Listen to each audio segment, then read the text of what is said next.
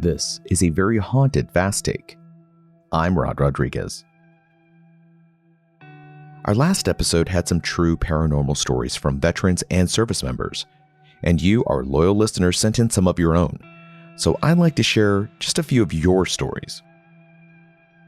From Facebook, Philip Eris wrote, "The only haunted installation I was on was in England, 09 to 12.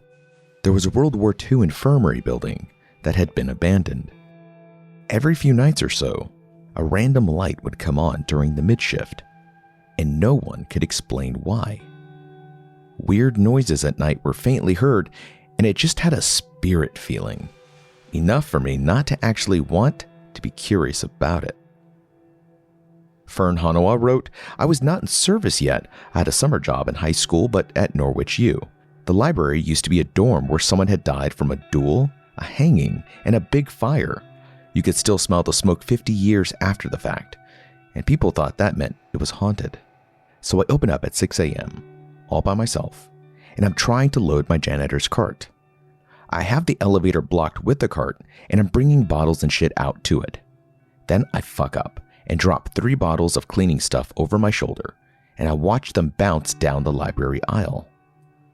I load what I have into the cart, then go back to get the bottles I dropped. When I go to get them, they're lined up in a neat little row on the other side of the hall where they fell. I didn't freak out. I just thanked the ghost."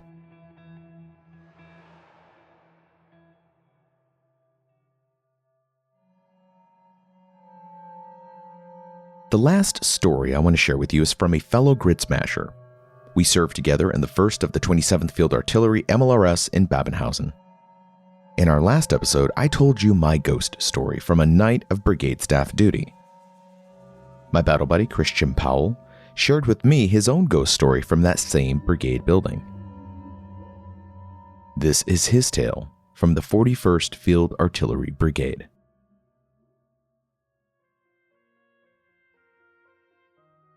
Babenhausen Kaserne in the Darmstadt district of Germany is an old base with a long history of different purposes before it was used by the U.S. Army. The town of Babenhausen itself is very old, founded in the 1200s. The tower near the center of town was said to have belonged to the Witch of Babenhausen. To this day, you'll find many a stray cat lingering around the sleepy town, almost all of them black. I've spent countless nights in the 41st Brigade Headquarters building on Babenhausen, pulling staff duty shifts on the 2nd floor of a very old and often very quiet brigade building. I was just about to ETS from Germany and was given staff duty detail every couple of days. It was my last staff duty shift I would pull in my military service. I was one of the runners, and the sergeant in charge of the shift was one that I had spent many shifts with in the months leading up to this one. The other runner was a new specialist in the unit. We got through the workday portion of the shift, and after retreat was played, the cannon fired, and the flag folded, our cleaning duties began. Our duties included sweeping, mopping, and buffing the floors of the stairs from the 4th floor to the ground floor, and cleaning the restrooms. With 2 runners, this would usually take about an hour or 2. My co-runner and I went up to the 4th floor to get started. The 4th floor was an attic, and it didn't have any offices. The interior of the attic was pretty much empty, with a few windows looking out into the town. I told the new guy about an incident a few months ago where the staff duty team had found a bunch of dead birds in the attic arranged in a circle near the window. When we got upstairs, the other runner was curious about the attic, so I went back downstairs, grabbed the key from the staff duty desk, and when we got inside the attic, we both felt like something wasn't right. I told him that I had heard noises in the middle of the night on some of my other shifts, but ignored them, because I wasn't about to walk in the middle of some supernatural demonic hell event. The runner told me that he had our tape recorder, and we decided to place the recorder in the attic and record as much as the tape would hold. Usually during dinner, we would take turns going to get food from the chow hall. This time, I went to the chow hall and brought back food for both of us, while the other runner went to his barracks room to retrieve the recorder. While wolfing down our dinner, we talked excitedly about recording the sounds from the attic. We were both skeptical about what sounds would be captured, and once the sergeant returned, we went upstairs to begin cleaning.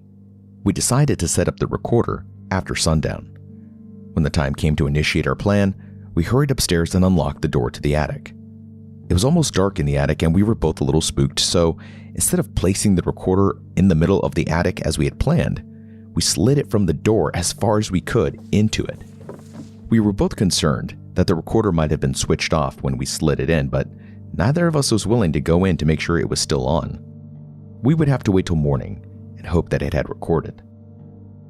We went about our business and cleaned the stairs and bathrooms. The rest of the shift went pretty much uneventful. The sun came up around 05 and our shift was over at 08. We went up to the attic to retrieve the recorder around 06, just before the brigade command sergeant major came in to check on us before morning PT. Fortunately, the recorder had not been switched off and had recorded a full tape, about 6 or 8 hours. We were only able to listen to the first 30 minutes before our shift was over. We were both exhausted from being awake for 24 hours to listen to the recording after our shift. We went to our barracks room and went to sleep. I had completely forgotten about the recording from the night before. Then around 2100 that night, I was sitting in my bed watching a movie when there was a knock on my door.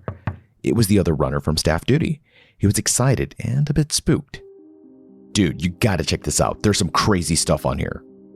We sat down on the little couch in my barracks room and he started to play the tape. The first thing we hear is us talking excitedly about what is going to record, and then a long whoosh as it slid across the floor. He then fast-forwarded it a bit. He said the first few hours were pretty quiet, only a thump here and there every 5 to 10 minutes. About 4 hours into the recording is when things get creepy. It began with a quiet humming noise that was almost machine-like, and every 20 to 30 seconds there was a clunk. Neither of us could figure out what that noise was as there was no visible machinery in the attic. He fast-forwarded another 30 minutes or so, and we listened intently for a few minutes before we heard a loud clank, like something had fallen. Again, the attic was pretty much empty, and we didn't see anything up there that could have fallen. No one would have been able to get upstairs to the attic without us knowing, as the staff duty desk was right near the stairs. It was at this point the other soldier told me, "This is where it gets spooky," he said.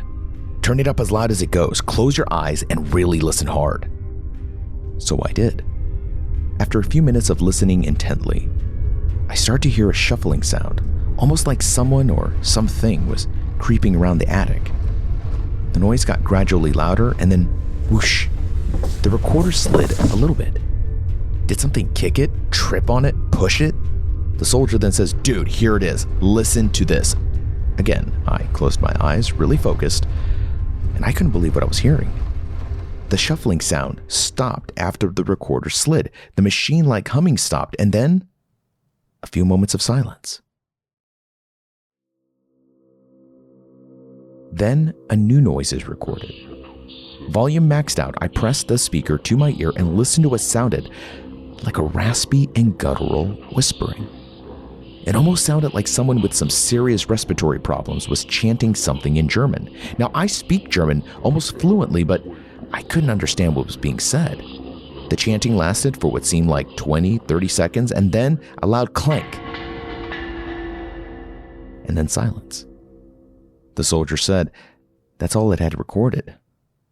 The machine kept recording, but nothing else followed after this. I've listened to that chanting a few more times, and to this day, I've never been able to decipher what was said.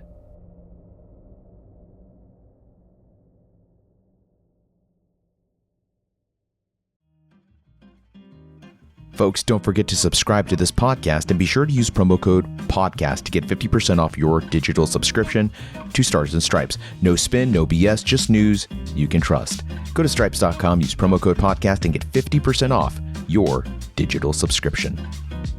Huge thanks to the folks at Cheap Tickets. Cheap Tickets wants to thank you for defending our country all over the world. Cheap Tickets wants to help you take a trip of your own. They believe the best trips in life are cheap, and as a proud supporter of the U.S. military, they want to offer you flights, hotels, car rentals, and event tickets for less, because you deserve it.